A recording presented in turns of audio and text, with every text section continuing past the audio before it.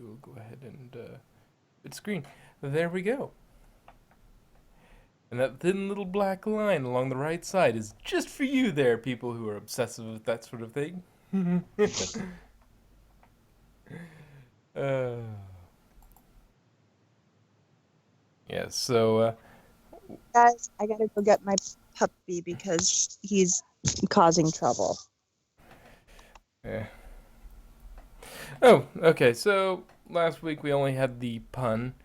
This week there will probably be no pun unless the reviews go very quickly.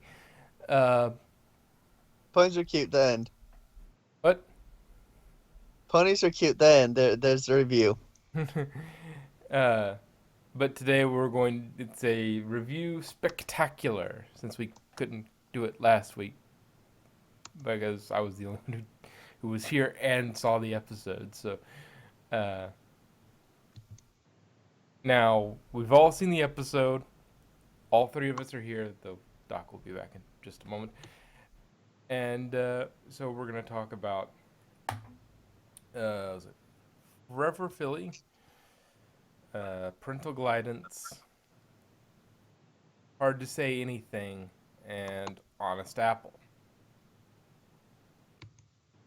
All four, one day. Boom. Not sure So how yes, there will be spoilers.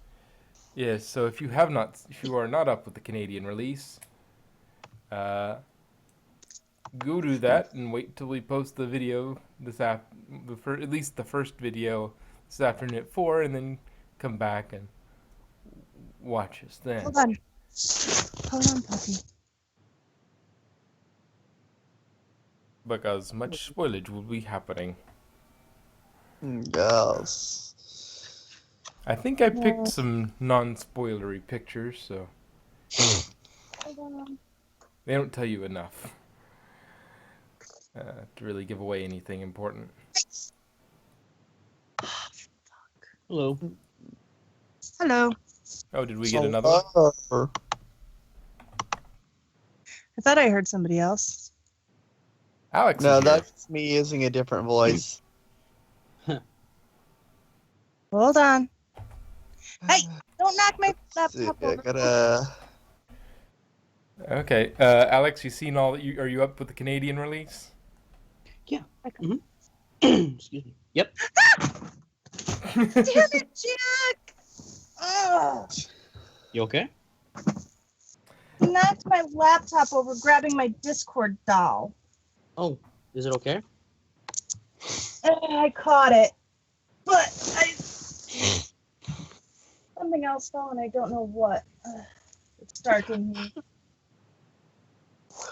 I gotta watch the puppy because he was causing trouble and my mom couldn't handle it. Let's see now. Let's see. I remember the gist of this episode, like the main point of this episode, but Okay, let's officially start it so I have my editing points. I know. Season 7, episode 6, Forever Philly. Yeah, let's see. So change is a thing. Yes, it is. Yep. It's good callback to it. Kind of it shows that Rarity did take Sisterhood of Social to heart. You know, wanting to do things Sweetie Belle wants to do, but she just didn't keep that list updated. Yeah, it's like people who never update Windows. Oh, they're hurting. And we just had that big update for Windows, the Creator update. We did? I did on 10. I updated it a couple days ago. Oh, I'm not on my computer very often, so I probably will end up having that update when I go back on it. Like, properly. Sorry. So with Forever Philly, so we start off, we're in Rarity's Canterlot boutique. And apparently they don't have a back room. Well, they have a back room. We saw that in, what was that? The episode where she makes the princess dress, a whole bunch. I can't remember the name of the episode off the top of my head. And there's a leaf blower breaking my concentration. But it was, we know there was a back room there, but like all of the sales floor space is just covered in mess. It's like we knew also that Rarity does her kind of creative method requires a bit of mess, considering she got upset at Sweetie Belle for Cleaning. for cleaning up, Cleaning, organizing. yes. Oh no, I don't know what I was doing anymore because we messed it up. She has organized chaos. It's all cool. Yeah. Cool.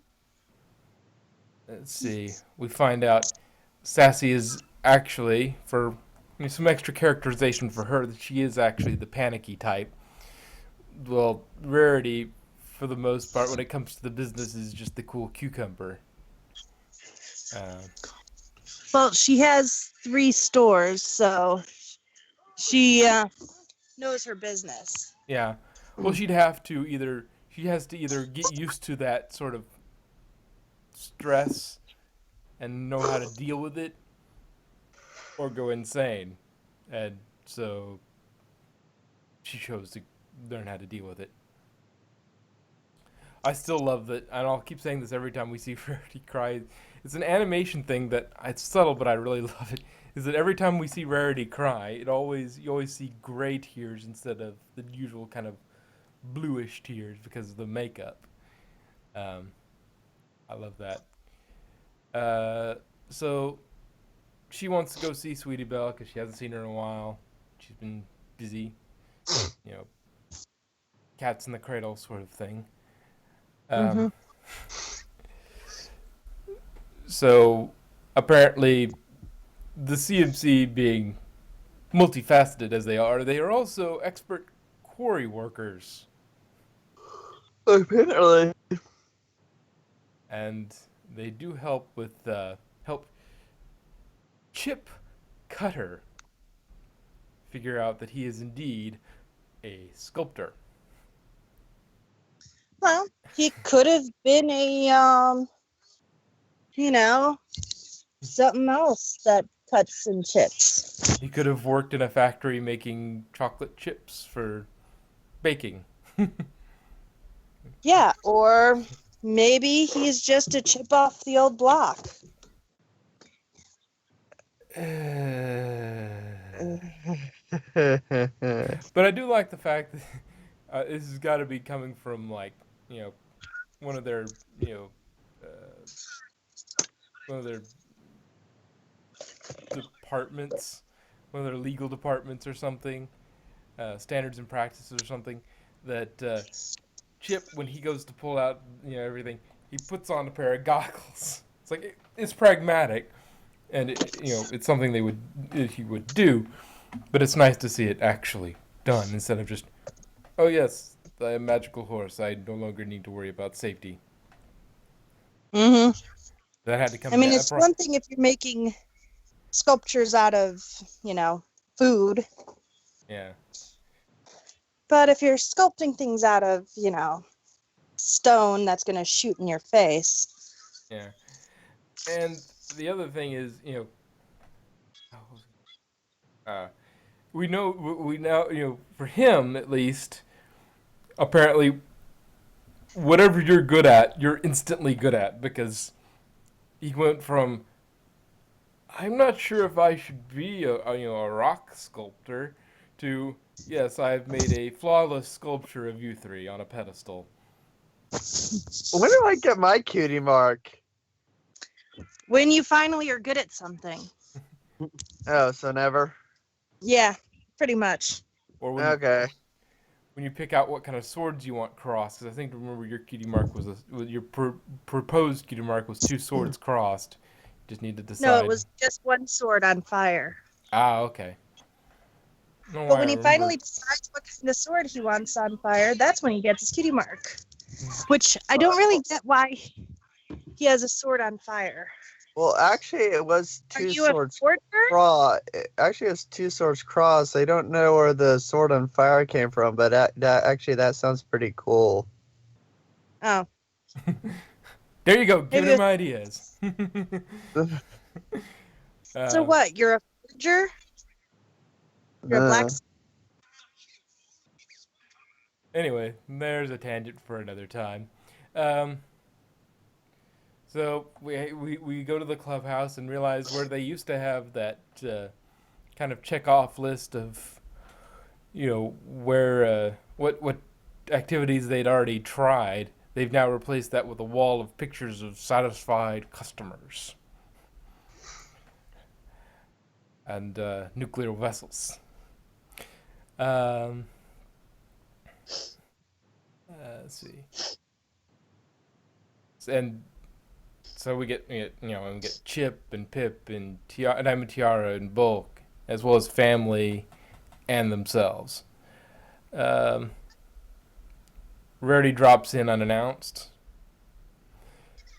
Uh, Apparently, Black Hawk is somebody who's doing experimental theater. So Sweetie is into Black Hawk's experimental theater. I'm not sure exactly what that's going to entail, but it sounds very hipstery. Well, maybe the hockey team is trying out their point at being actors. Maybe it's Ice Capades. Maybe. Yeah, maybe it's Ice Capades. They already know how to skate. Kate's Little Mermaid. Uh, that is an NHL hockey joke for our international fans. Let's see. They go to Sweetie's favorite ice cream shop from when she was a filly, which makes me wonder: is there more than one ice cream shop in Ponyville? It's a rather small town, so is there Yeah, more? I mean, we have one cake shop, it looks like. Yeah, this is the only one in Ice cream is town. more popular. Yeah, it may be. Yeah, I don't know whether the ice cream we have one or more than one. Uh, as far as I know. And we go and we get they go and get the tiniest ice cream in the world. And why would you want that tiny ice cream? I mean, I guess it was bigger when she was a filly. Yeah, but even as a full, that would still be tiny. Yeah, that's kind of it's the tiniest I in remember the being world. bigger. Yeah, I mean it's impressive skill that you can. It's like riding on rice. It's an impressive little skill, but to make those little clowns so well formed out of the ice cream, but still, Why would yes, the ice cream at the end of the episode. That's too big, but it's at least understandable why you would go for it. Remember, kids, don't eat anything bigger than your head. Yep. Let's see. But Sweetie wanted a salad. Okay. Yeah, who gets a salad? So, well, I mean, is this her getting into a concern about her? I'm reading way too much into this. Concerned about her weight? Is she kind of going into that, kind of teenage girl that some of them go through where they're super worried about their weight, and it's like, oh, I want a salad instead. You know. Oh, she's getting kind of chubby. She's putting on those pounds.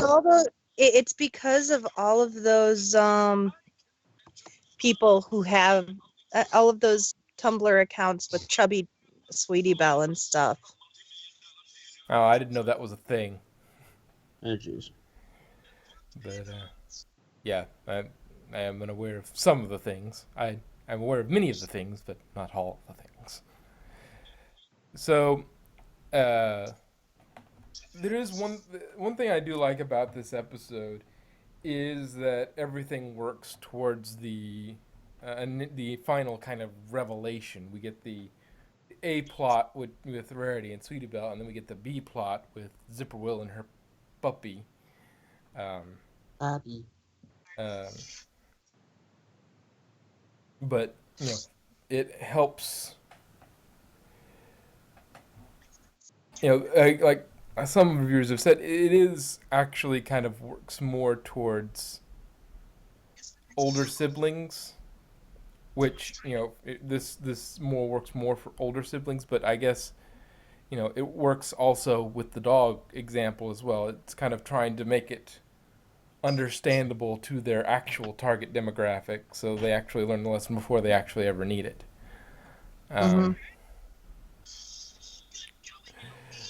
But I like that's kind of a nice, tightly written bit right there.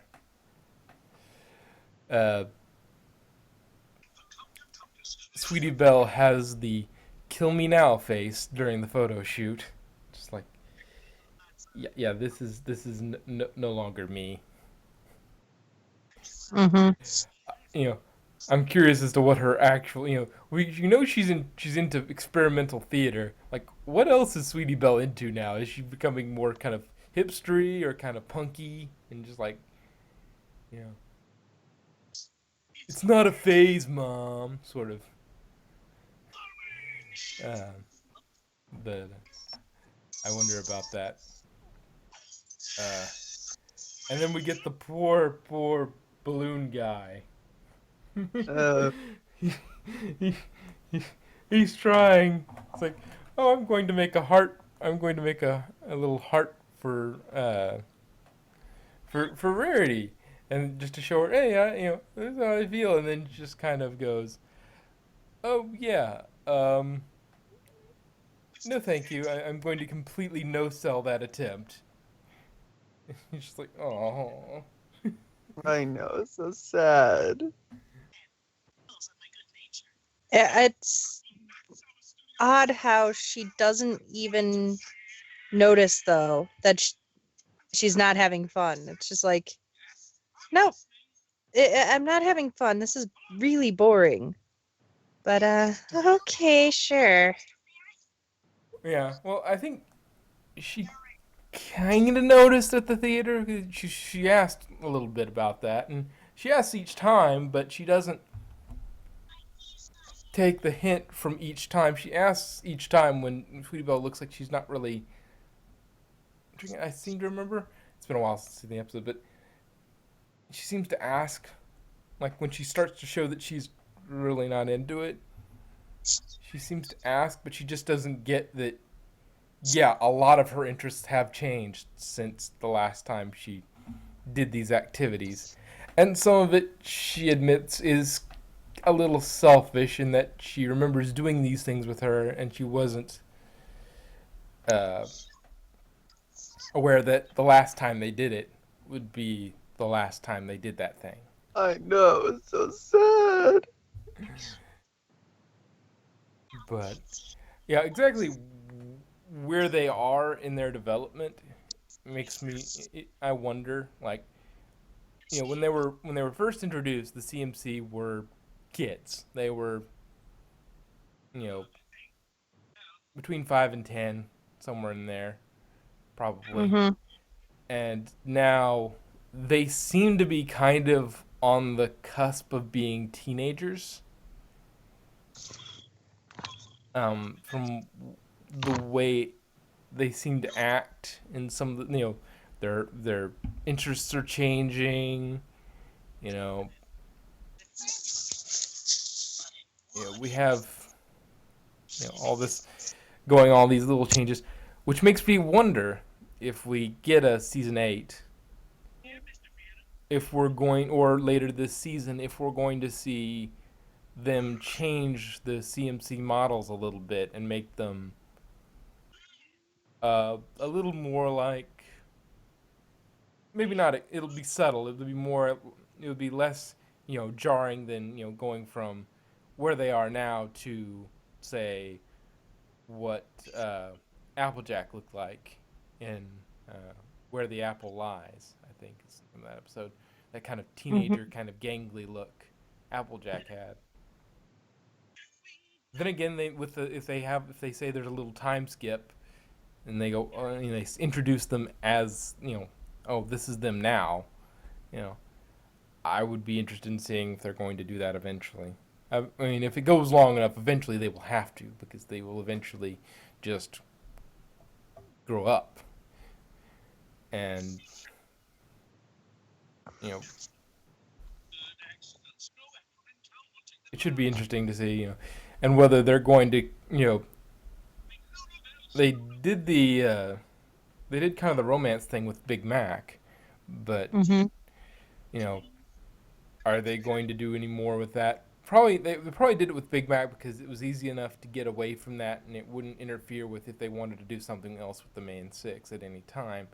They didn't have that in the way. They could still cover what they wanted to cover, which I think is that the next episode or anyway. I forget. I think it's the next. If it's not, it's the 3rd episode today. But yeah, that way they could cover the lesson they wanted to learn without subjecting the main 6 to any major character shift that they would have to write around. And like I said before, they celebrate their reunion when moving forward with 2 huge Sundays. It's just, way too big. It's like, find the balance there, Sweetie Belle. But,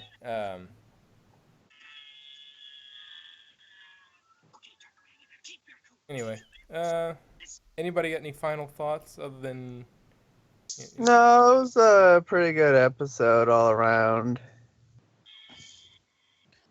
Yeah, I thought it was pretty good. I think it really teaches, especially like if parents are watching, like your kid gets older and they don't like the stuff that they used to. Although for me, I'd like to look back on it.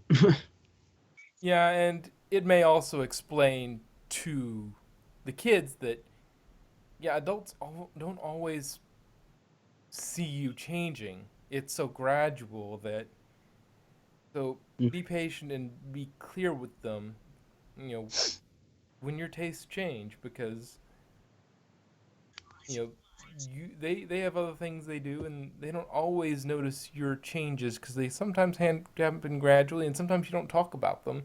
So sometimes, they're trying to do stuff you'd like, but they don't know it when you change. They don't always see you change because it happens so slowly. But and so each story built on the other, and it made it for a nice episode. If there's nothing else, I think that's this episode, which we wrapped up perfectly in time to use up exactly a quarter of our allotted time today. Yep. All right, on to the next episode. Ah, yes, the next episode. No, this is parental guidance. Oh, yeah. But the one This after. was- The fangirl. Fangirling over your kid. Yeah. Yeah. I love Rainbow's mom, not gonna lie. Well, she's got it going on. Yep. I went. Rainbow's mom is got it going on. I love it. I think Scootaloo just wanted to be adopted by them. Yeah. Yeah, especially since she says that, she doesn't quite have that same support at home, which doesn't mean she's an orphan. She just doesn't have the same support structure as Rainbow Dash did. Which, an interesting thing we learned this episode, well, not for certain, but it seems to heavily imply that Dash is an only child. And she's the only child of the entire main six. Because we don't see Huh. any other signs of anybody. They would have done if she had a sister or a brother. They probably would have pulled a Maud Pie and had her slipped into a photo or something. But Oh wow, And I never thought about that. that also explains why her parents are so doting. Because if you remember in the I forget what episode it was, but the one with the pair who were trying to be Wonderbolts, who went to the Wonderbolt Academy. Yeah, Vapor yeah, Trail Top and Bolt. Yeah, they one was an only child, so was doted on just like that, and the other one had like a billion siblings, so they It didn't get all that attention. Yeah. It also brings. It also sheds a completely different kind of lens when you look at some of the older episodes like Sonic Rainboom, and she's getting Fluttershy to be her cheering section, and we don't see her parents anywhere, and she's tried to avoid her parents, so she's trying to get that perfect amount of cheering so that she she gets the hit of attention she needs, but she doesn't get the attention her parents would give her if they knew. Um, but yeah, I like because if you go through and it puts her in a unique perspective as well because being the only child, because you look at each of them, Rarity, younger sister, Twilight, older brother, two siblings, the Earth Ponies, um, Applejack is the middle child, Pinky I think is technically the middle child. I seem to remember she and Marble were twins, but yeah, Pinky was born slightly before she was the first one born, so she's technically a middle child. Yeah, she's like yeah, the second youngest. Yeah, and so we end up with so there's younger sibling, older sibling, and now an only child, which is interesting because you know having been an only child, an eldest child, and the youngest child myself throughout different parts of my childhood, it's like the only ones I can't really identify or understand. I don't know the experience of is the middle child, which is odd That because one I do know. yeah, you get the middle child. I've been the eldest sibling. Because I've I also because I've been the eldest and I've been a middle child because my brother is like 8 years older than me. So, Mm. you know. so Yeah. I at different points, like most of my childhood, I was the only child, so I really get where Rainbow Dash is coming from. um, but anyway, so getting back to the episode in parts. So Scoots is of the Acme School of Gaining Altitude, and Yeah. I do like the fact that they will, maybe this isn't the best idea. Fwong. Well, too late now.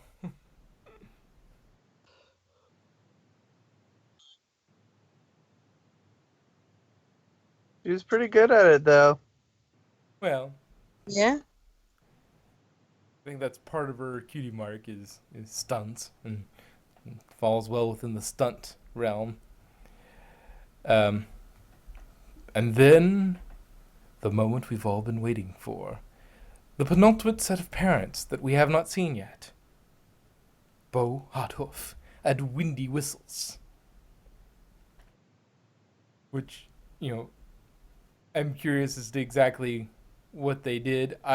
Some people have speculated that Bo Hothoof was a a hoofball player at some point, given his kind of stature and his mark. Yeah.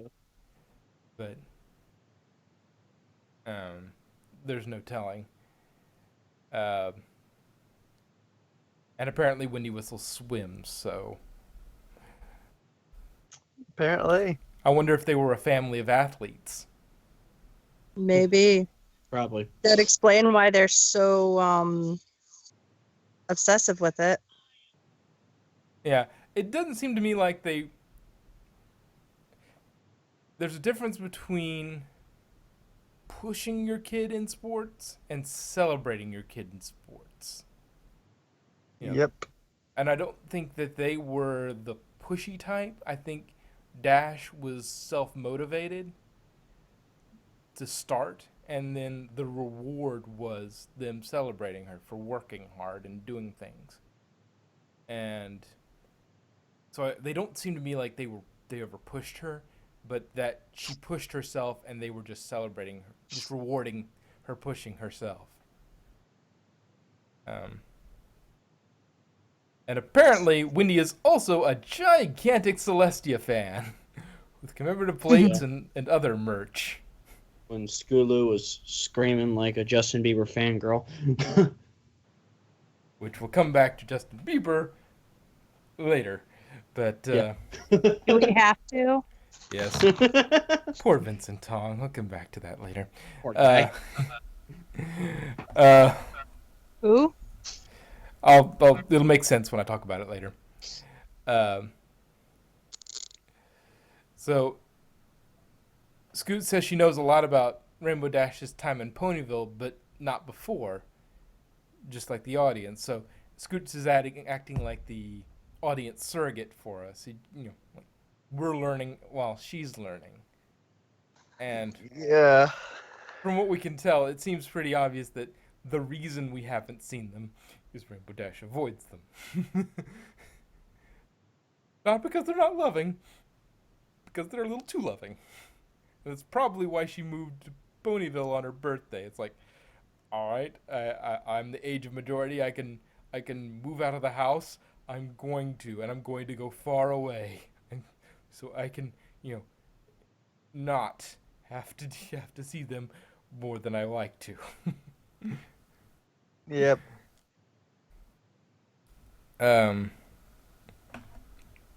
We see the inside of the house and whatnot, and we see rainbows everywhere along the walls. Rainbows everywhere. And I considering, love that door. considering her father and her both share that kind of rainbow motif on their marks and on their manes, not all that surprising. Though Rainbow Dash has her father's kind of, mane, but she got her mother and everything else, basically. Because she looks like you just plopped a wig on Rainbow Dash for the most part.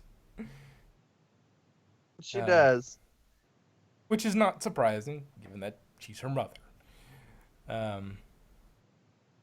Apparently,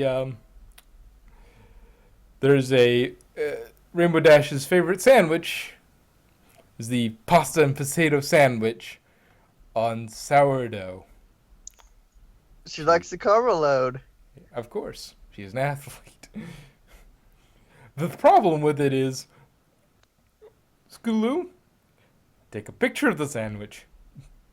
Do not shove the sandwich itself into There's the a report. flaw in that though, because at certain points throughout the thing after she put the sandwich in, sometimes you saw the sandwich, sometimes you didn't. It was a magically disappearing sandwich. It is the magic sandwich. All hail its magic majesty. Gosh. And she gets graded down for having it in the report anyway. Yes, there was a moldy sandwich in your book. B plus. It's like, really, Scoots? You had to keep the sandwich in. But it's take a picture. It's You got the camera right there. Just take it. It'll last longer. And I seem to remember seeing something about somebody trying to make that, and it was awful. Really? But then again, maybe there's a way you can make it that's good. I don't know. Yeah, you just have to put in a book all day, let it get moldy, and it's all done. Just throw bacon into it. Kind of. Kidding. Oh, you mean kind of like Vegemite? Yeah. Good if You know, it's I've moldy. heard of Vegemite, I just never had it. Neither have I. But we've all heard it's awful.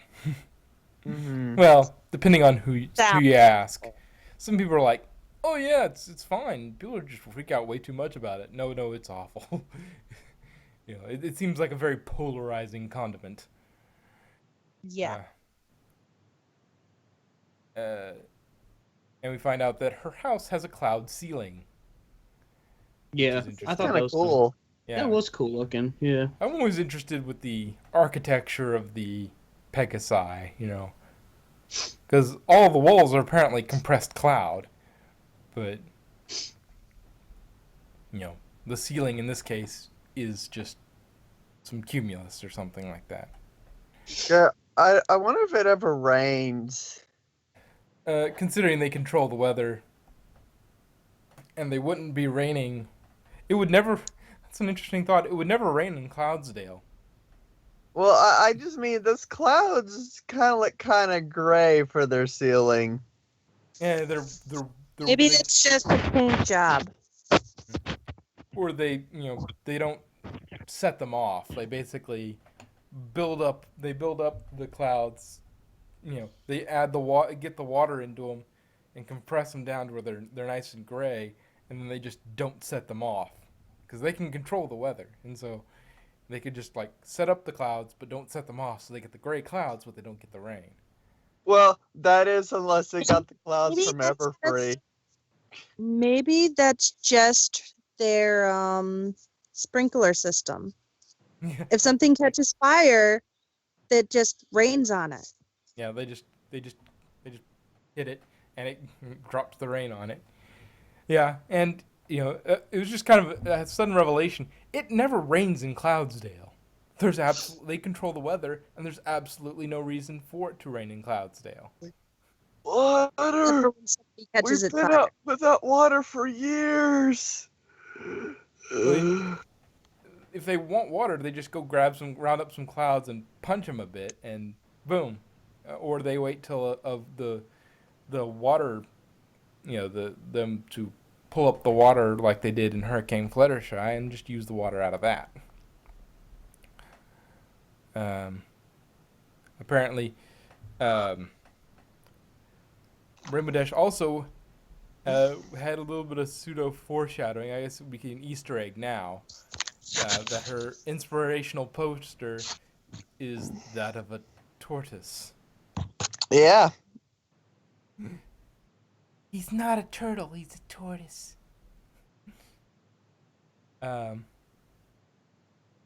Yeah, these are very obsessive. The Dashes keep everything. Apparently. I mean, the trophy room is quite spectacular, including sound effects. I love that Stole it sound effects myself. It's one of those fun gags you don't see very often, but it is really funny when something that is supposed to be just kind of sound effects put into the episode is actually a part of the actual thing. And it's kind of always a nice little. It's a fun comedic addition. Yeah.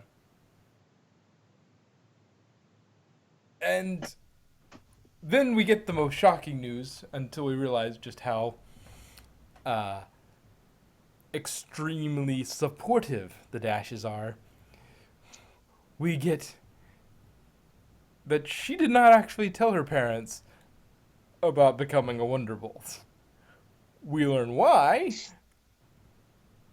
but Scoots did not know. And the cheering of her parents literally causes turbulence for Dash. Yep. And that's using literally directly. We'll get back to that in the 4th episode today.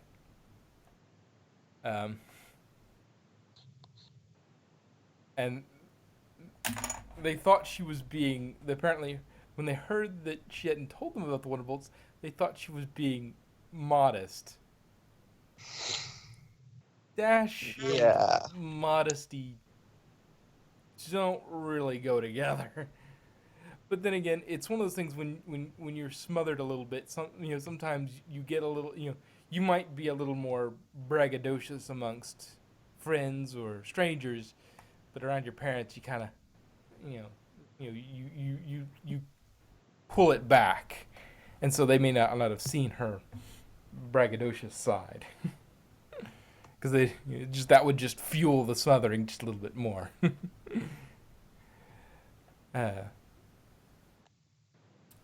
Let's see, I covered that. And Fleetfoot is a troll. Yep. Sir, you really raised a great flyer. Oh no. Tears welling up again. Dad! It's like really? Fleetfoot? Why? Yes, why? Just because you could.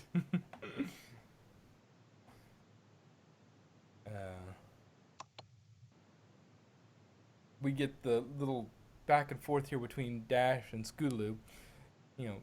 Yeah, really. And now you've invited a whole lot of crazy into my life. And Scootaloo's like, what's wrong with a little support? So we find out that Scootaloo isn't quite as, supportive. It isn't quite as well supported as Dash is. That changes by the end of the episode. That was kind of an interesting little extra bit. Yeah. So we get Scoots recapping Artie's road to being a Bolt, which is nice when the show's in syndication, so that even if you don't follow the whole thing of her road to being a Wonderbolt, this episode still makes sense because you get a nice little synopsis. It's like, here's 2 minutes. Here's Rainbow Dash's entire road to becoming a Wonderbolt in 2 minutes. Boom, there it is. Bam! Yep. And her parents are very enthusiastic cheerers who somehow snuck a fireworks mortar into the show.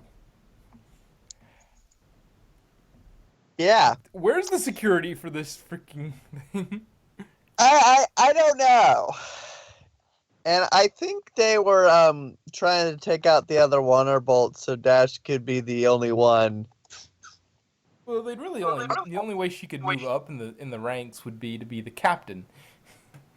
Yeah, So I only way suppose she if could be you the captain got rid of is to if you take got rid of out everybody else, Step aside, Spitfire. I'm kidding. if you got rid of everybody else, there'd be nobody left who was a Wonderbolt. Therefore, Yeah, Dash would become the captain. Yes. She could recruit her own team of Wonderbolts and be the captain of that. And then she would have to wait for her to be taken out by a crazed parent. Live by the sword, die by the sword. Yeah.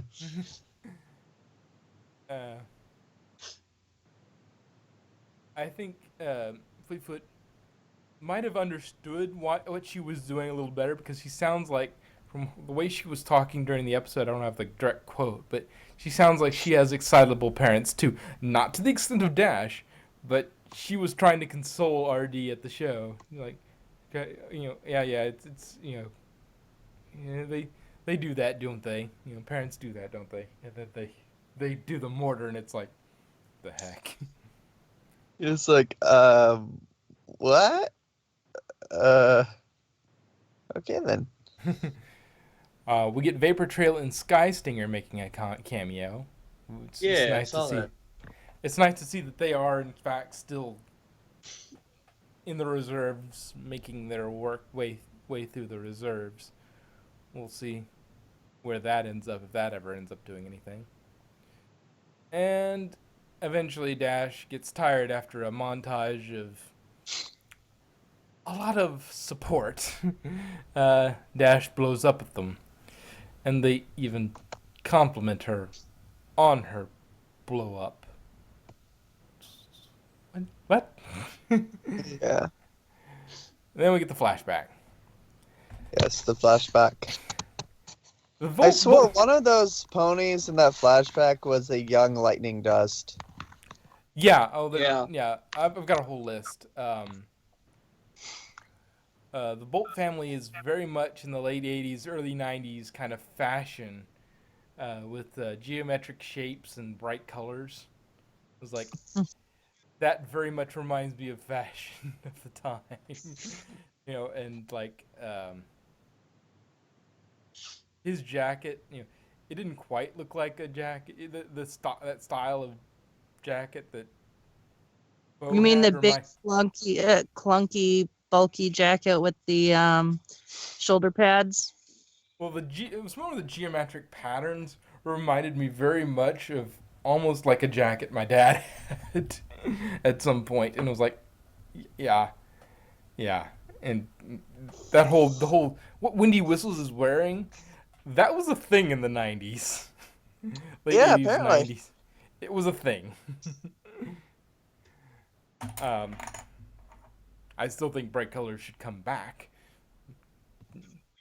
But, They are. Yeah. Not so much. Actually, geometric shapes too. I work in retail. I see it. Yeah, which it seems to It's happen actually with. pretty common now, especially in dresses. Yeah. That whole the changing of the political landscape shifts also kind of the fashion and getting bright bold colors now instead of kind of the demure grays we got under the last administration. It just not judging either, just saying sometimes administration changes can affect more than just the politics. Yeah. So we get the races, and ones we see there, we see on the top tier we have Derpy. Number 2, we get Lightning Dust and Soren. I'm not sure which. This is left to right. On the 3rd tier we get Spitfire and Cloud Chaser, and on the 4th tier we get Fleetfoot and Flitter. Thunderlane, the 2 bullies, and Dash are just get participant stickers. So, and as it goes by, Derpy kind of slides down the thing, and they did explain it. They did explain away why, if Dash was beating Spitfire, why Spitfire was a Wonderbolt before Dash was, and that they were actually probably older because Dash was the youngest in her circuit. She really should have been in the kind of the circuit below them, but because she was, big fish in a small pond, she got bumped up to being the small fish in a big pond. But she took off from there and became quite good. See. Though she still did beat them towards the end, but she may not have been mature-wise ready for it. In the end, Dash realizes she took for granted what Scoots didn't have: super supportive parents. And again, Scoots is not necessarily an orphan. Don't know that. She could just have not supportive parents or a big family, and so it kind of, the love gets spread a little thinner. The attention gets spread a little thinner. Then she gets them to put on a Wonderbolt show just for them. Spitfire is probably just using it as an extra practice. It's like, oh yeah, we need to practice anyway, so we'll just, it'll satisfy them, and maybe they'll leave us alone for a while if we do that. Scoots gets a B for being too heavy on pictures and having a moldy sandwich. Yeah. But the Dash family is super, super supportive.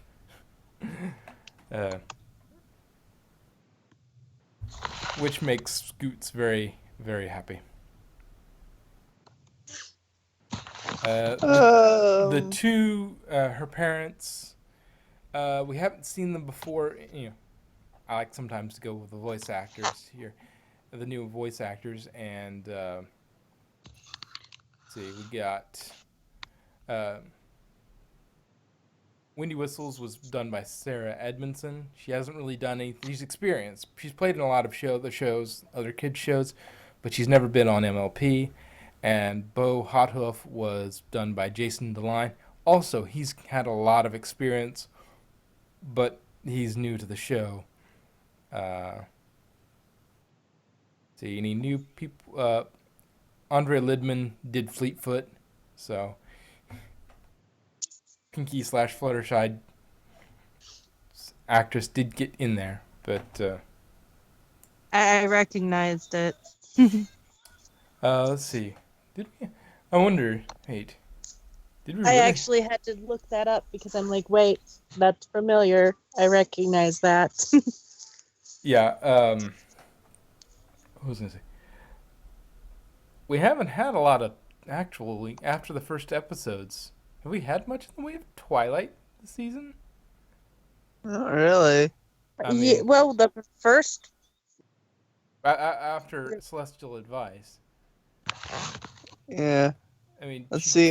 She was in that kind of filler B plot for All Bottled Up. Mm-hmm. But The I mean, there's one note I want to make on the episode. Scootaloo's tail wag was so cute.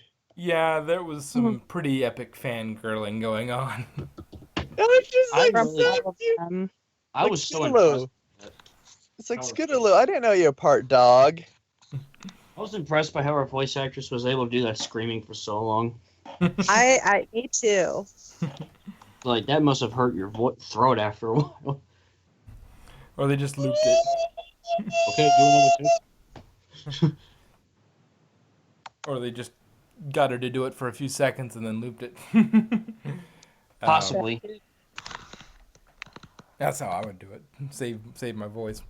Yeah, probably how they did it. Good point. But let's see. Today we'll see what was. Yeah, of the 4 episodes today. Don't think Twilight's in any of them. I Kind of interesting. guess she finally went to the glue factory. Oh, I remember that. No, Although bad maid I rock. saw the title parental guidance, I honestly thought it was going to be another babysitting the Oh yeah, we had her do California that. Sue. Yeah, we just had the episode where Twilight takes care of Flurry Heart, but a flurry of emotions or something like that. Yeah. So she has had one episode other than she has been in one episode other than that, but I guess she got her whole episode. So anyway, overall, interesting episode, cool backstory. Yeah. Shines a very There were interesting light. CMC episodes. There were 3 CMC episodes in a row, I think. Damn, dude. Yeah. Yeah. Wow. So that was that episode. All right. Sweetie Belle, Scoots, and Apple Bloom each had their own episode, basically. Let's see how this fits. That fits actually quite nicely. Now, before we start this one, let us all have a moment of silence for all the bronies that are crying in their rooms because their ship has officially been destroyed. Yes. Yep. No, I'm not going to give a moment of silence. Hear that? Hear that? Ouch. It's bronies weeping. And I am laughing at them. Anyway, season 7, episode 8. Hard to say anything. The title is a play on the movie Say Anything. I think from I've 1989. never. It's the famous.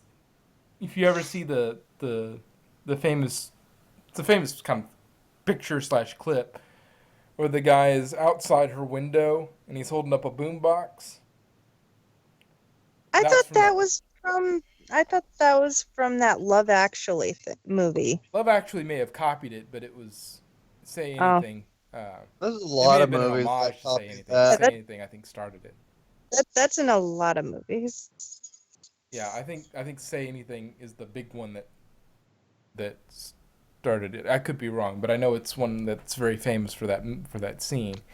And there is a scene towards the end, once Sugar Bell has kind of made her decision with Big Mac, you know, that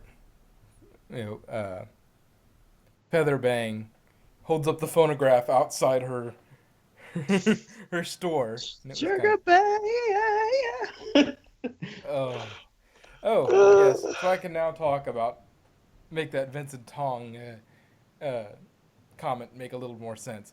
Vincent Tong, I got a list of things. Let's see. It. Yeah. Okay. Yeah. Poor Vincent Tong. Okay. He just can't win when he voices Featherbangs in this episode. He also plays Prince Blueblood, Garble, Flash Sentry, Yep. and the only likable of the group, the only super likable one of the group. Well, I guess Pony Joe is also Flash Sentry is okay, but he's the only one not annoyed by that annoys the fans is Pony Joe. This guy is the Iron Wooby of MLPVAs. He is also Justin Bieber. Is Featherbank certainly looked like it was supposed to be a rip off of Justin Bieber. Yes. For me. Well, laugh. I'm I sorry. honestly have never actually seen Justin Bieber. The only Justin Bieber I've ever seen was the epic rap battles. No, see, I didn't really think of him as Justin Bieber at first until he started singing. Why? Is that what Justin Bieber sounds like? And then it hit me. Yeah, well, not how he sounded and kind of just He has how, that style. That's kind of his yeah. style.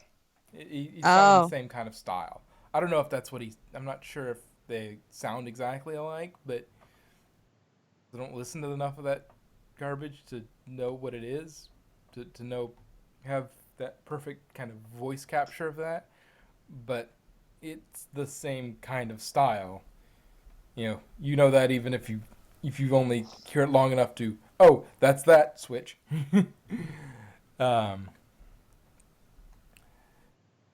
But yeah, poor Vincent Tom. But then again, sometimes it's fun to play the Annoying. the annoying character. He's a cool guy. Oh yeah, I've nothing against Tong. In fact, nothing against Tong You at need all. bad guys in order to have a good story. You need the annoying people sometimes. Yep. Yeah. Oh yeah, this is nothing against Vincent Tong. He does a great job. But he gets the kind of the raw end of the stick with male voices. The only way it could have been worse is if he was also Trenderhoofs. But anyway. So, getting back to the episode by bits. Apparently, Big Mac has been visiting Starlight's village a lot and delivering a suspiciously large lot of apples. If you're having, from kind of dissecting what the CMC all kind of shout their thing at the same time. Sweetbell says, she suspects he's training for a marathon. Apple Bloom, something about broccoli, and he wants to get away from the smell. Yeah, I didn't quite catch that one. Well, yeah, I even listened to the it like 3 times and I couldn't pick it up. even the transcript, says broccoli, and he wants to get away from the smell. Okay. um,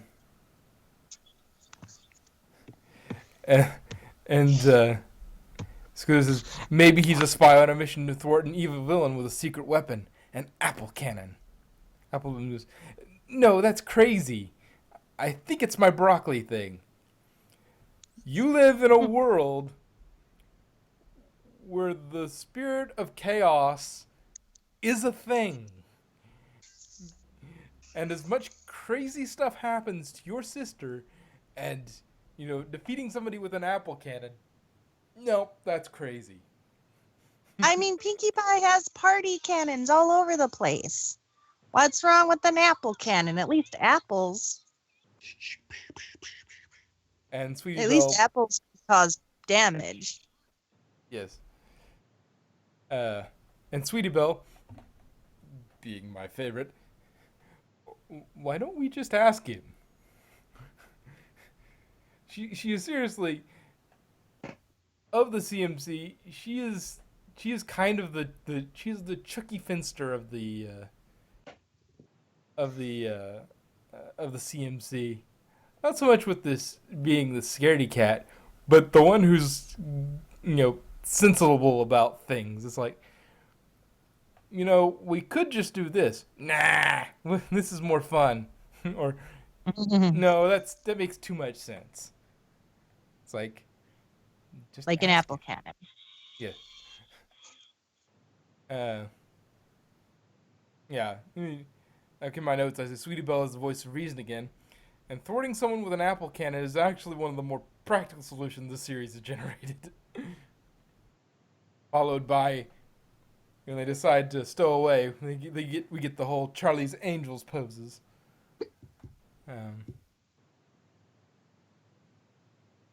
And of course, Sweetie Belle is the first one to pick up on the sparks flying between, Big Mac and Sugar Belle. Act like apples, girls. It's nice to see Big Mac finding romance that isn't a cousin or brainwashing. Yeah, it's like no love potions. Yeah. No, we learned that lesson.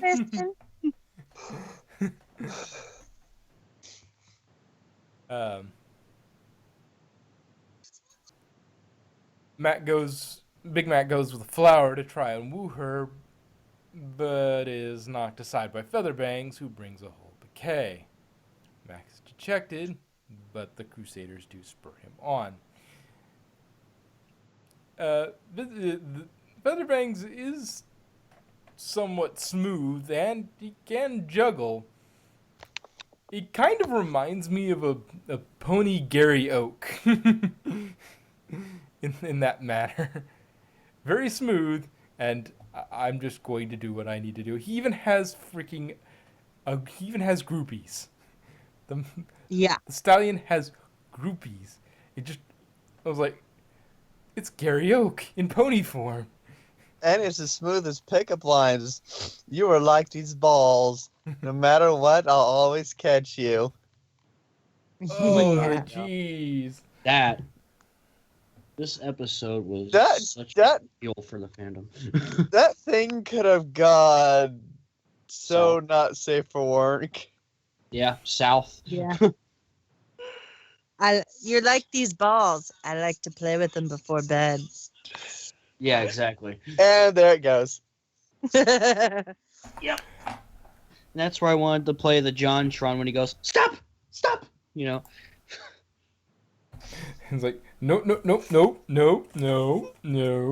then the ear rape, stop! Anyway, let's see. We do get the continuity bit with the love potion ordeal when it's brought up again. They show they learned that lesson, but in this episode they try to use fairy tales as a way of winning Sugar Belle over. This is a place where the three are maturing, but they're still kids and have a childish, kind of idealized version of romance, kind of the Disney romance, rather than, kind of a real, Well, Yeah. when she's sleeping, she'll wake up and be in love with you. No. they're That's not how it maturing, works. but they're not quite there yet. Yeah, and I don't think Spike will be happy if he ever finds out what they said about him. He's not really that threatening. Ah, come on. Well, I think he'd agree. He's really not that threatening unless you give him a present. True, but he does have his pride. Unfortunately, which brought us the Dragon Code thing for that one horrible Applejack Spike episode.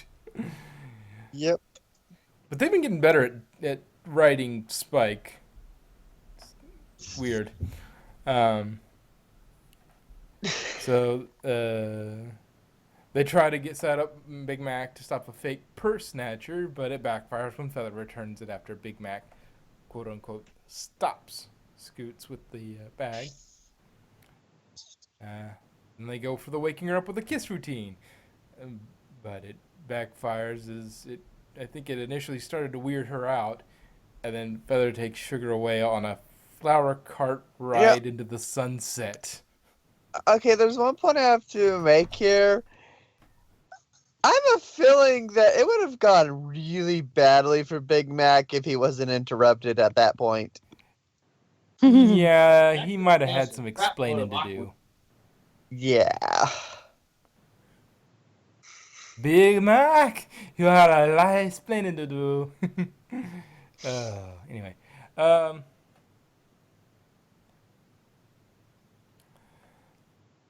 Big Mac uses the big musical number to try and woo her.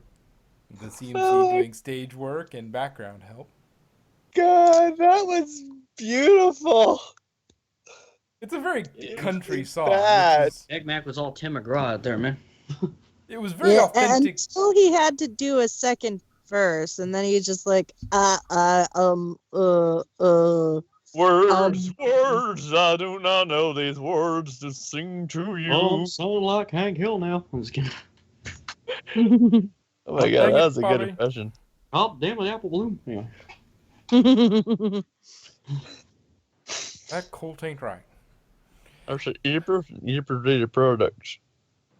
Let's see. It's very authentic to who he is, but it's a bit too country when he goes off talking about crop yields. Yeah. It weirds her out. It seems to weird her out a little bit, but she seems to dig it at times. She seems to get it at times. Like, oh, okay, this is kind of nice. Then Feather goes full Bieber on us with lights and Oh my god. choreography. Oh, The man. whole time, I could not stop laughing. I went, oh, no. Oh, no. Oh, God, it's Justin It Bieber. was- it It's was- gotta be. It was spine-crushingly cringy, though. Imagine if Justin Bieber actually did voice that pony. The Phantom would fucking blow up. It might have been God. the end of the Phantom as we know it. Kidding. But Sugar Bell is even more do not want with this. Though Yeah. Sweetie seems to like it. Oddly enough. And those three mayors that keep going. Don't forget, Oh, Sweetie episodes. Belle is. You know what I thought of him? I didn't think Justin Bieber. I thought Gaston. Yeah, that's what people were saying too. Yeah, that's Nobody another- dies like Gaston. I mean, the three fangirls, first of all, sold it. And second of all, it was more the, come on, I'm the man of your dreams. And she's just like, no, do not want. Yeah. Go. There is a significant bit of that to No it. smash. No, Yeah. no feather. No smash. Oh no! Don't bring up. You He mean? doesn't want blue. Blue and yellow. No. Um, Run. I am leaving. see, I was gonna say. Oh, yeah. So he's a bit of Gaston. He's a bit of Bieber. He's a It's a little bit of Gary Oak. God, you just combined all three of them into the worst possible thing imaginable. Not the Wait, worst possible. Gaston Bieber and who? There's a little bit of Gary Oak, but that Gary Oak thing kind of goes along with the. Well, he's not too much Gary Oak now that I think about it. He's isn't as arrogant in the same way where he's kind of dissing on his competition, but he is kind of still got that smooth. But that smooth also is in Gaston, so you don't really need the Gary Oak sort of competition. But yeah, it's very much, yeah. Gaston and Bieber had a baby, and that's. Well, there bang. have been those rumors People about say- Gaston being secretly gay. Yeah, because people keep saying like, "Oh, he looks like Brayburn." Oh, I'm sure that there is plenty of that sort of art floating Yep. around there Fortunately, if you know where to look. new male character, quick, make him gay. Just kidding. Anyway, Pretty much. Yeah. Any male character has probably, if you can name a male character in the show, there's probably been some sort of gay shipping with it. yep, that goes Um, with every character, really. Half of them were with Discord, I'm sure.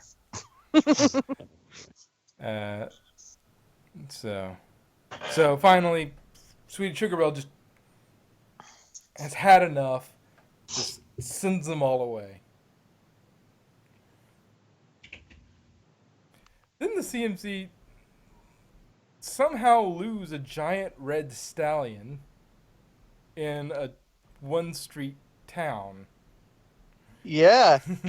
Hey, if you thought Where'd it go? Ponyville is small with its only one ice cream shop, this town only has one street. Yeah, it's like the CMC look around for Big Mac, giant red stallion, under rocks, under a vase.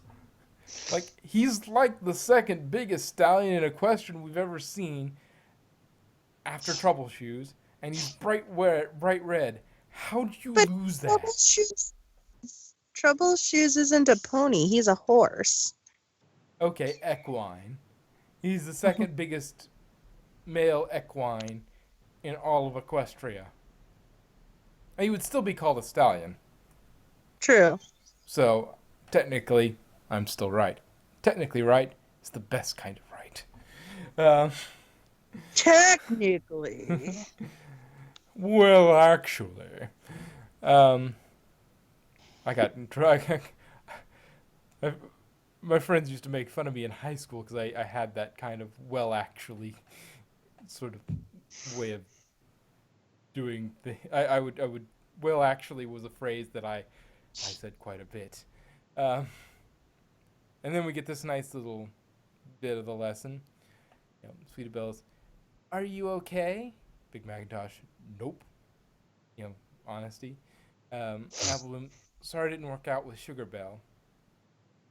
Sweetie Belle, But we there don't- is always Marble. Or don't get Cheerly, or Big- Fluttershy, or this Big Mac gets all the mayors. He's one of the Apparently. few decent stallions that we know anything about in the show. He's a pimp. Although Sweetie- we should I've let seen all that banner. I've seen that doji. although we should let all those other mares down easily now, okay? You know, to not break their hearts. Sweetie Belle's, I don't get it. Big grand gestures always work in the fairy tales.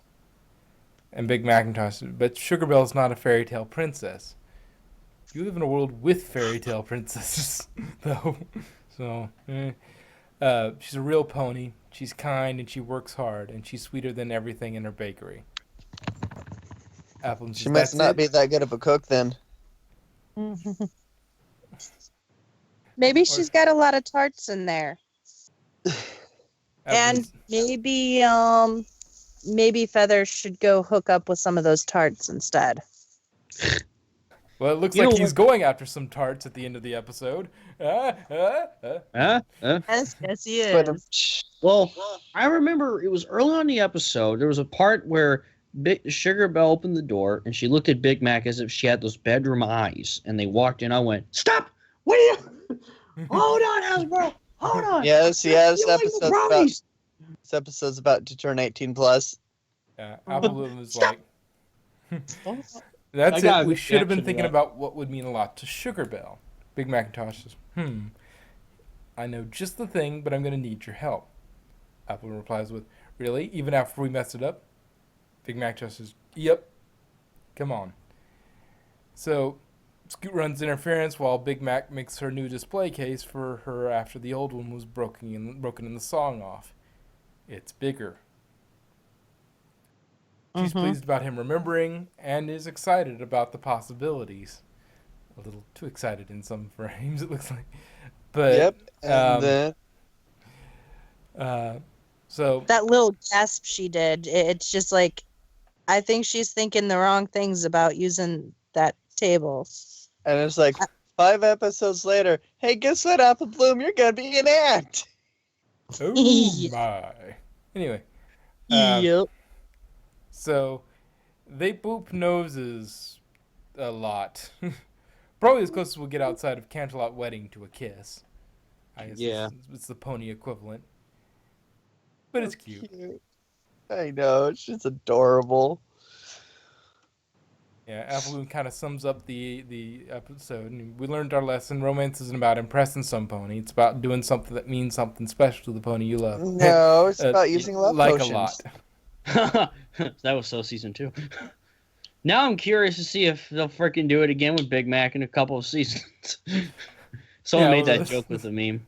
This will be another, another X's of Big Mac will increase. Yep. Well, to be fair, they never were, so they couldn't be X's. But the shippings, the Yeah, see, graveyard of Big Mac shippings, will it grow? Hasbro's like, see, you guys ship, we can ship too. But we've Check got a this bigger out. shipping Yeah. stick because we can make Hold it my real. beer. Watch this. That's what Yeah. Hasbro did. Hold my beer. Yeah, I should do that as Yeah. a picture. Put all the different ships of Big Mac that the fam does, and Hasbro goes, "Hold my beer. Watch this." So what And I level of love shipping the are you fact on? that they made it a completely obscure random character that we've only seen like once, Yeah.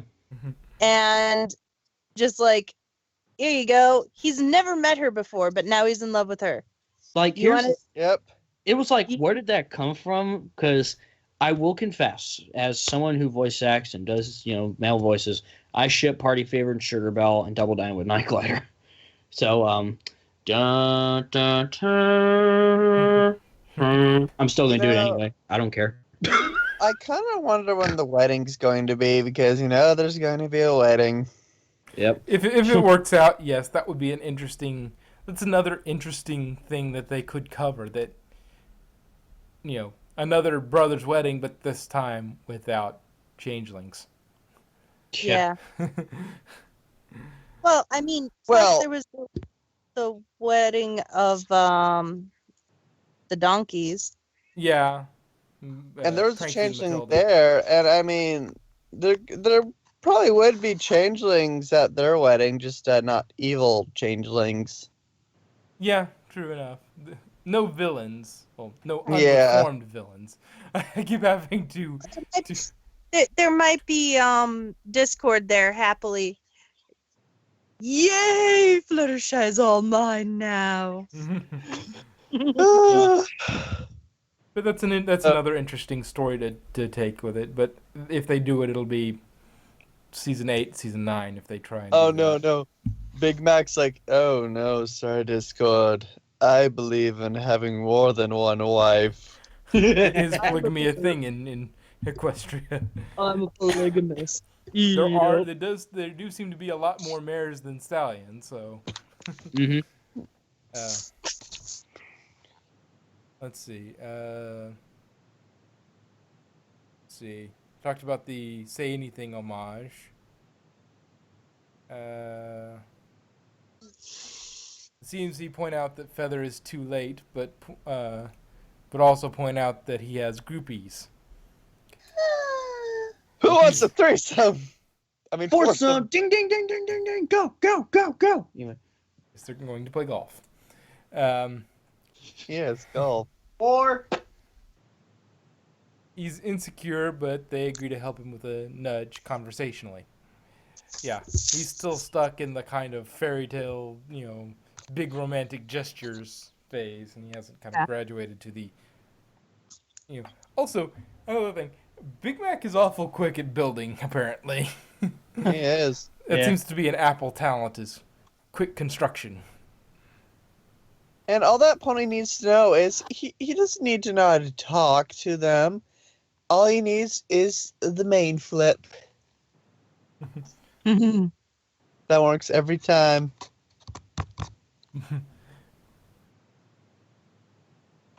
Some of the time, it works all the time. Yeah. Let's see. But overall, some really cringy bits, but it's nice to see. It's like, yes, not all romances are fairy tales. That's right. Occasionally, the rare occasion, there'll be fairy tales, but for the most part, it's about understanding your prospective partner and Yeah. doing things that would mean something to them. Yeah. But does anybody have anything else to say about the episode? No, it's really cute. Thousands of brownies for crying in the corners of the rooms. Oh, yeah. And And I am laughing at them excitedly because Thousands of fanfics flush down the toilet. Merry Christmas! Yeah. yeah.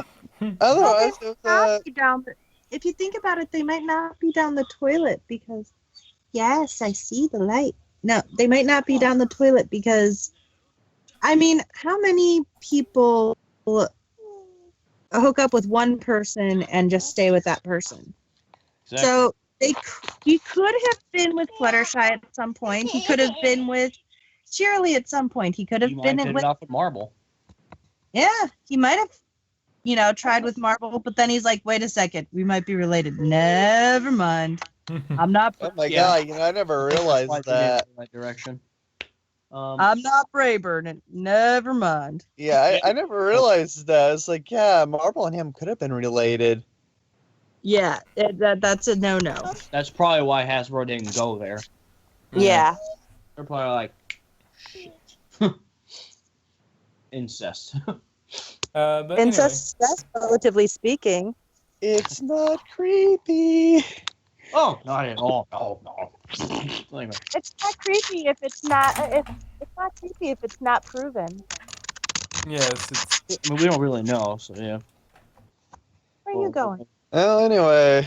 I Wasn't think there a that's comment- I think that's enough for hard to say anything. Yes. Yeah, it's kind of cool. We've been doing all these like in half an hour. Yes. Yeah. Well, actually, Yeah. the first one we did in like 20 minutes because we started 10 minutes late. But all the Yeah. others we've managed to hit Not- pretty much not on the 30 call. minutes.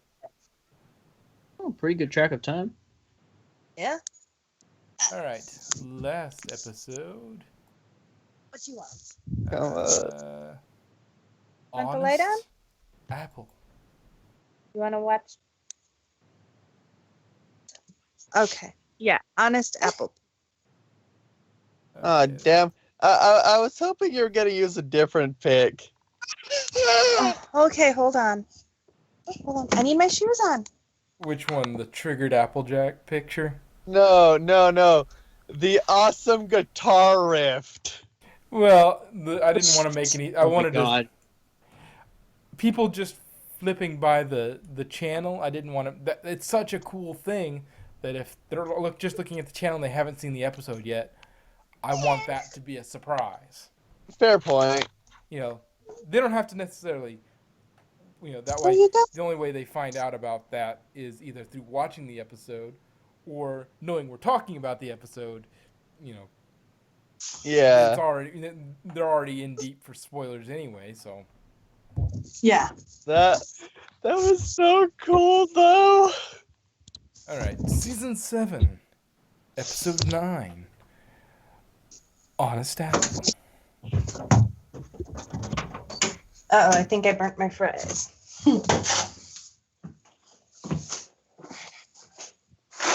Oh, no, I kind of did. Okay, season 7, episode 9. Honest Apple. So, overall, it's nice to see, you know, I'm always for having Applejack get an episode. We know. Yes, She's best background pony. his best pony, and you know that. Best pony, just overall. This is best pony. And it was so cathartic to see her yell at the fashion ponies. It's like, this makes no sense. Like, yes. True. Yes, I am very much of the same mind when it comes to fashion as AJ. It's like, that's completely impractical. Why are you doing that? That looks stupid. Why are you doing that? Don't normally wear clothes in general, so all clothes are impractical for them. Unless they're going someplace cold and they need protection. Well, remember, you could go as a disco ball. I don't know. I wonder how Pomel is actually doing. She might be on a roll. I was really hoping to see Coco in that episode for some reason. No. It's Miss Pomel. Oh, Miss Pomel, right? Yeah, for copyright reasons. Yes. Still Legal's trying to like, use. no, you cannot call her Coco Pomel anymore. She is simply Yeah, the thing we did. Yeah. that thing we did. Yeah, we can't do that anymore. All future instances are Miss Pomel. And then at the end it was Miss Coco Pomel or something like that. And she's like, ah! No. Do you want the lawyers to? Coco Pomel. I said my name's Coco. Now, if she was really, if Coco was really attractive, Miss Pomel, if she was really attractive, would she be hot Coco? I think Yes. attractive. Would you be cuckoo for Coco? I'm Some people are Coco cuckoo for for Coco Coco. Pomel. God, now there needs to be a pony named Hot Coco. Cuckoo Wouldn't for surprise Coco. me if somebody's OC is named that. Hey, I'm good at cracking. Secretly a stripper. Hot Coco. Oh my God, no. Miss Pomel designs her costumes. No, it's her alter ego. Oh no. Anyway, moving on to the episode at large and getting away from stuff that really should be on the After Dark channel. So, apparently Spike got caught staring at Rarity through the window at the boutique.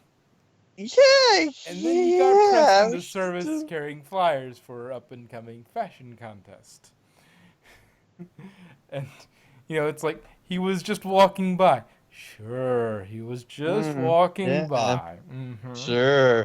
I mean, he just needed to stop for a moment to tie his non-existent shoes. Anyway, so I was running errands for Twilight, and I had to catch my breath. Totally, yeah. yes. Anyway, we get Pinkie Pie coming in here. And Pinkie Pie is really nice in this episode in that she's that perfect bit of comic relief that the episode needs to kind of just ease everything in, and we get the nice kind of rapid fire Pinkie. And you get, what you got here? Lost dog, balloons for sale, guitar lessons? Because I found one, I need some, and yes, I am interested. Yeah. As it turns out, Rarity would probably be a good teacher.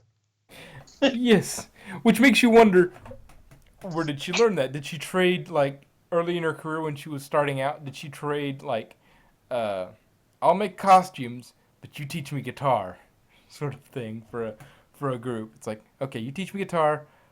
She did it for a metal group. That must have been interesting. Yeah, and I have to admit, when I saw that scene, I may have rewound it like a couple times just to watch it again. Just to make sure you hadn't just dreamed that. Yeah, because it took me by surprise. I just figured she'd go like, dim, not. Yeah, I mean, she's, that's the important thing that's one of the big things in comedy is to have create an expectation of a character and then subvert that Shock expectation.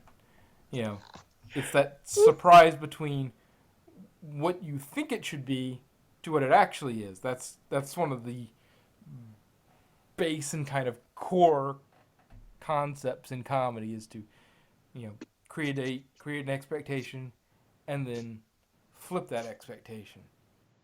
Yeah, it was beautiful. Yeah, apparently also, in classic Ponka style, she stores a whole guitar in her mane. Just Yep. pushes it in and it just disappears. You know, I kind of wondered something. How many ponies are stuck in that mane of hers? Nobody will ever know. It's a bit like the TARDIS. It's bigger on the inside, so it's very easy to get lost in there. I took a left at your right ear, but I think I went the wrong way, and now I'm in like the back of your mane, and I came out to your plot, and I didn't mean to do that. I should have took a left at Albuquerque. Yes, there was a cricket pitch in here somehow. I don't know.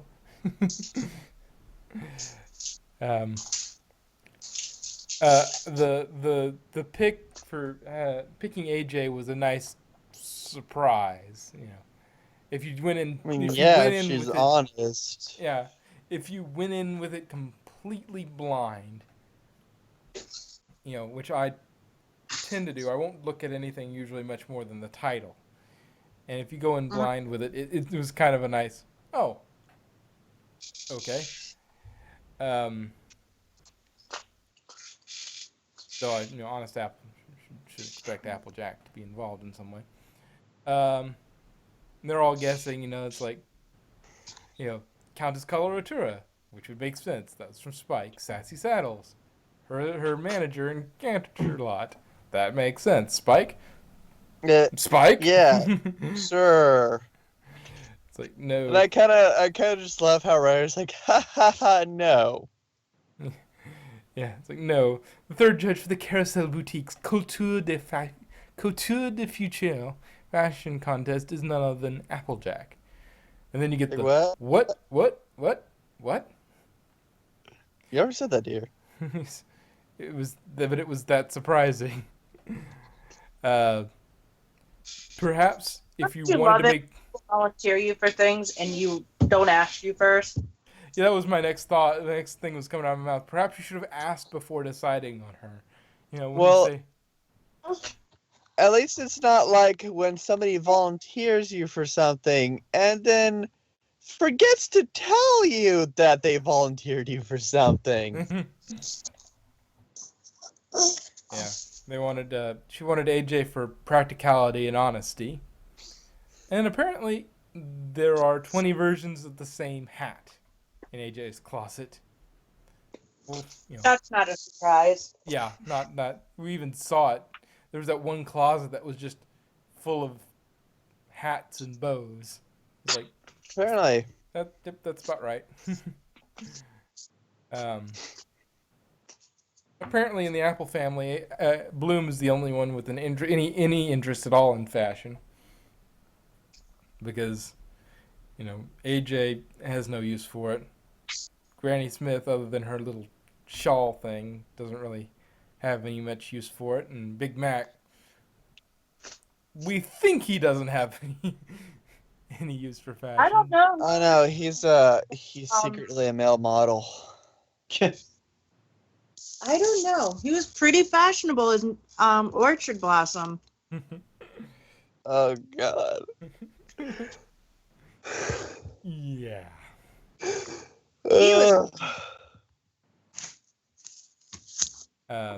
But, Appleloom looks to change what her iconic headwear was. She was originally, she's always had her bow as her iconic headwear. Now she was looking at getting a big floopy hat, but Applejack's like, nope, this hat. And Applejack, it's funny, Applejack's like, I have 20 versions of this hat in my closet. And nobody is surprised. Oh, you want one of those?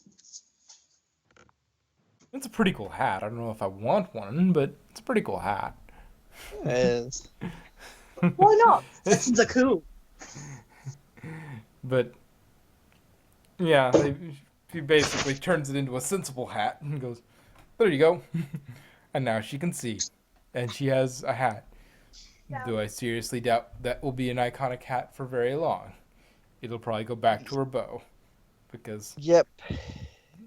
then they'd have to change the models. Yeah. But that gives AJ the confidence to judge, saying, "Oh, she wanted me for practicality. I got this."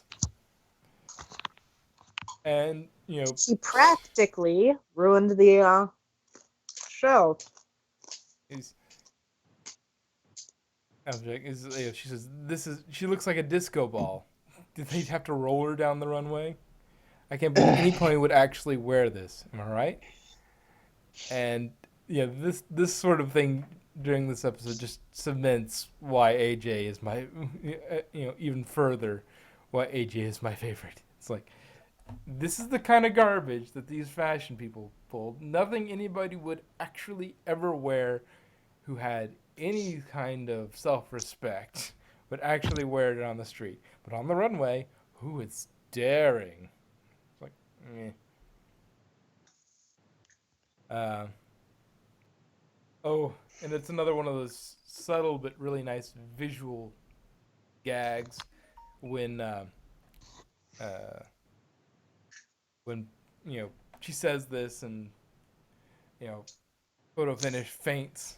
It's like she always does that. It's like, and then her assistant just kind of nods, Like, and then just like, "What? I didn't say anything."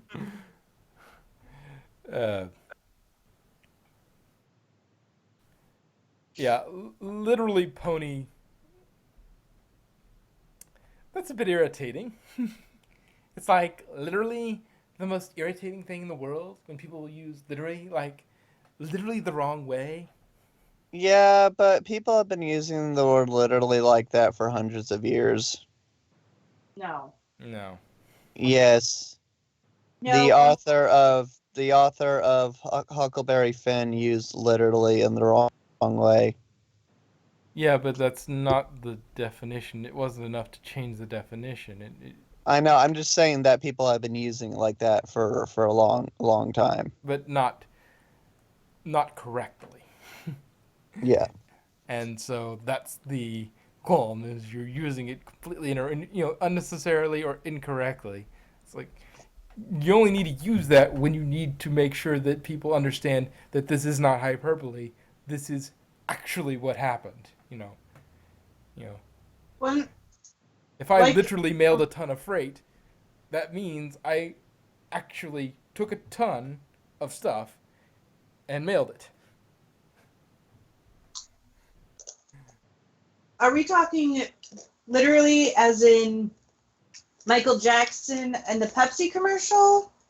Or literally misuse of the word literally? Misuse Well, of the word literally. I'm just saying is like normally if you were to write a book and use literally in the wrong way, most publishers aren't going to try to correct it. I think an editor probably would. Well, it depends.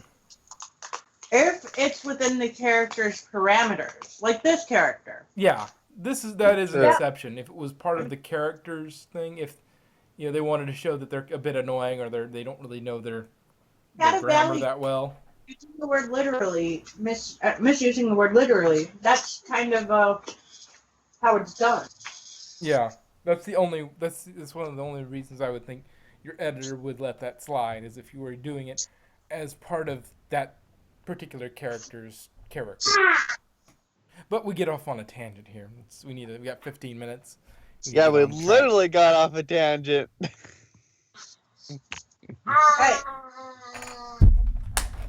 It was nice. I guess it was kind of nice to see the return of I think her name was Ink Rose. yeah, I forget the name. Yeah. Well, Have we seen her? Yeah, the goth pony. She didn't really say much last episode we saw her on. It was the Was that the Canterlot boutique thing where yeah, it was when she Rarity was? first opened up. Yeah, yeah. Yeah, she was in that episode. Wondering if that is the same pony or if that's a different one that looks very similar. But anyway, it doesn't really matter. But Stop that! Stop it! so yeah, AJ gets a lot of mileage about calling a spade in this episode. It's like, no, that's not beating around the bush. That is that. She's a pony after my own heart. So, points out the problems with distressing clothes, dragging dresses. Though hemmed right, it wouldn't be a problem. If you And not only that, And she does know her ponchos. yes. not only that, sometimes you want a train. That had Yeah, but for most dresses though, I would think you'd want it to have you'd adjust the hem so that it wouldn't drag. Now there were special circumstances where you'd want to train, but for the most part, I would think you wouldn't. You'd want just it hemmed just so that it sits at the right level. Well, most of these dresses are not going to be everyday wear. Well, they're still supposed to be something, they didn't look like a train. It looked like it was just it just came down like a normal dress, if I remember correctly. It didn't really have a train looking thing coming off of it. It was just yes, it flows like a normal dress, except for it touches the ground. Well, it depends on how tall the pony is, too. Yeah, that's where hemming comes in as well, is to fix that. Yeah. Don't worry, we come in petite sizes. But this depresses the contestants and annoys the other judges. Rarity tries to smooth things over, but it isn't easy, and it does stress her out a bit. And then we come to probably the most memorable and memeable part of the episode. Apparently, Rarity can shred. Yep. That was pretty cool. I just love that part. And it made him feel better, too. And the what is that series? The one with the short clips, like they redub short clips with fun stuff. It's like A&B Hell, but it's for ponies. Mad? No, it's not Mad. It's a series. I just remember they did like some pony stuff in Mad. Yeah, it's a whole pony series, and it goes for like they're like hour long things, and the anthology. Pony's the anthology. Oh yeah, the anthology. Yeah. And the next Pony's the anthology. There's going to be plenty of submissions of Rarity, if they're still doing them, of Rarity shredding different pieces, like Fire in the Flames or something like that, and some Dragon Force. You know what? I want to see Rarity versus the 11th Doctor. Axe battle. Oh God.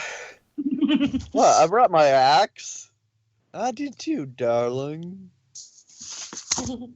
Now, thinking about it, and this is a little bit of a tangent here, but I know the second had his recorder, 12 has his guitar. So are there any other musicians in the Doctors? I don't. Yes. Well, there's the recorder, there's the guitar, and I thought one of the other ones had something. I don't remember. Yeah. One of them plays the triangle. Bing. Wait, who plays the recorder? Two. The second. Oh, okay. The best doctor of all. But anyway, there's a little tangent off. He doesn't play it well. Ooh. Don't forget Jamie. Jamie plays the pipes. He's a piper. He plays the bagpipes. So you got him in there too. So you could True. make a Doctor Who band. um, I- an interesting musical experience. Um, so then AJ comes back and she complains about too many buttons. And these artists sure don't stand their ground when only one judge is complaining. So many buttons. I mean, she's right that it would take a long time to put on, but the the contestants are bending to Applejack's will a little too easily. It's like the other two are like, it's fantastic. It's got too many I mean, buttons. how many times do you see like Dancing with the Stars or something? I don't watch Dancing with the Stars. That's the only one I've ever seen. I don't watch any of the other reality shows, like American Idol or whatever. The only reason I've watched Dancing with the Stars is my mom watched it for one of the baseball players in it. Grandpa Ross was in it, so she was watching it. Anyways, but no, it's like the contestant has one complaint from one person, and they're going to go and be like, screw you. It's going to be like, well, I still got a pretty decent score. Yeah. Hey, I watch American Idol. I watch like the first few episodes to see how bad they sing. It's so fun. But yeah. Then AJ really crosses the line when she starts pulling the feathers out of the hat. Yeah, It's one thing when they do it. That pissed me off, man. Yeah, but they. I'm like, don't touch an artist's work. Yeah, And if they want to change it, by criticism makes them want to change it of their own will, fine. But you don't go up and just rip stuff up. Yeah, it's like, I worked so long on that hat. Why? And then we get to the belts. And the belts, AJ gets back to on point. It's like, she they pull out the two belts and they look identical. And it's like one of them was a slightly lighter color, like just a smidgen. I would have loved to see. One was a gray, and one was a slate.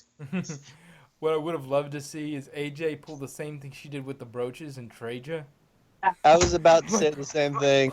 Which of these belts is which? What, that one? No, actually, she was holding that one. They're identical. What are you on about? That I agree with. Yes.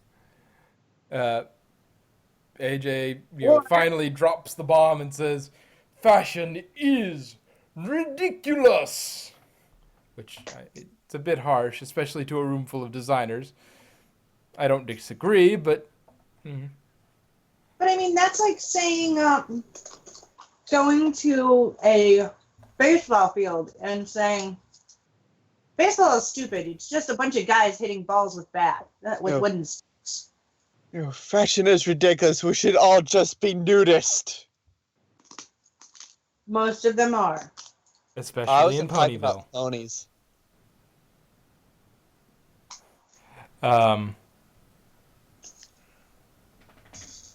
Well, that implodes the contest.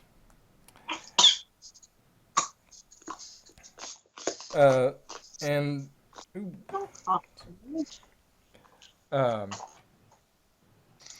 so then Rarity, she pulls her over to go see Strawberry Sunrise. And it probably could have been explained without doing it the as harshly as she did. Yeah, but Rarity wanted getting some revenge.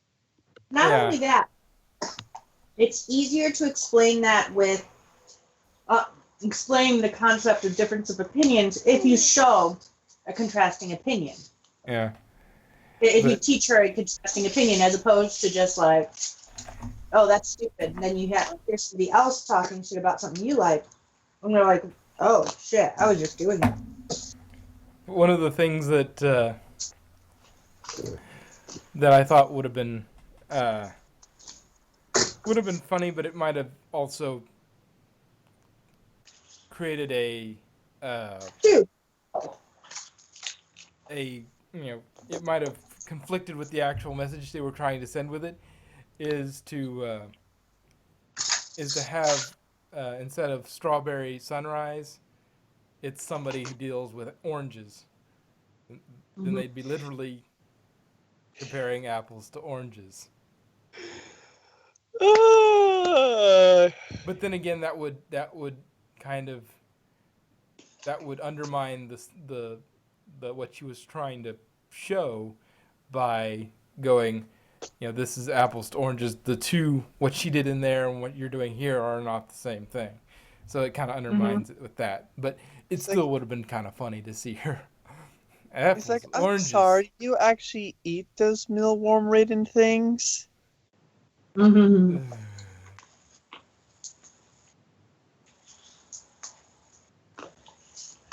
Which makes me kind of wonder. Applejack should have asked, so, Rarity, do you have other ponies lying around like that for the rest of your friends? Like, do you have a pony that hates books? Uh-oh. It's every book. No, it's button mash.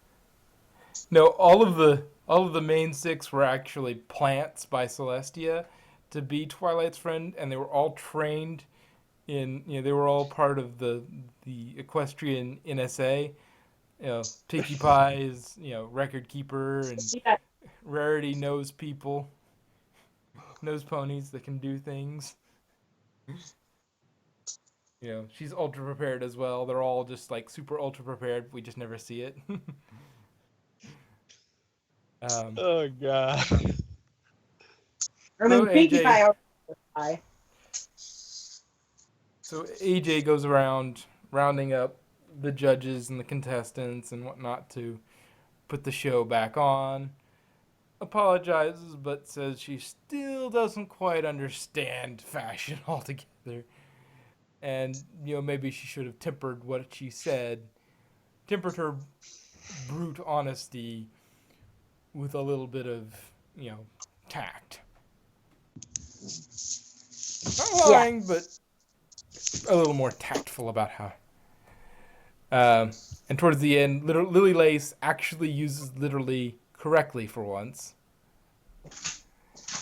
And then we get one of my favorite moments for this episode. Pinkie Pie is like, and then Applejack found me and told me to distract you for an hour. But the hour's up. Ta-da! Rarity's like, but how? They were all leaving. This was all coming down. The Lace comes back with, you can thank Applejack. She literally did it all by herself. I was just like, I don't think the word means what you think it means. But I did bust my tail because... Inconceivable! Yeah. I don't think that word means what you think it does. Because I know how much this means to you. Yes. Amigo Montoya.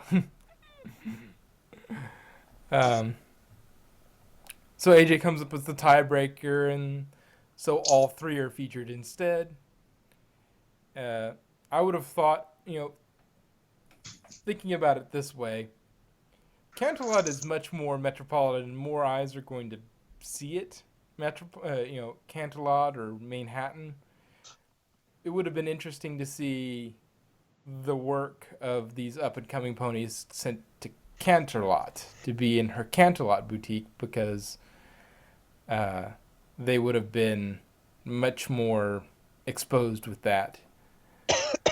Not only that, I mean, don't they have those competitions in Canterlot already? No, not Canterlot. In Manhattan? Because that's what the whole concept of Made in Manhattan was. Yeah. One of those contests. Yeah. There's that, and I imagine Canterlot has it as well at times. Yeah, but I'm guessing like those contests like cost a lot of money just to get into them, and Rarities is like free. Plus, Yeah. it could be that, they're young. I do not need stickers all over me. It could be just that, it's for in-home stuff. It's like, how those small towns have their own Miss whatever, Miss County or Miss Village. Small town stuff. Because they know that a lot of these people can't attend the big town places, can't go to these highfalutin competitions. Yeah. But yeah, I mean, still Ponyville getting it in her boutique is still pretty good, but her Ponyville boutique is pretty good. But I think her Canterlot boutique would have had a bigger impact.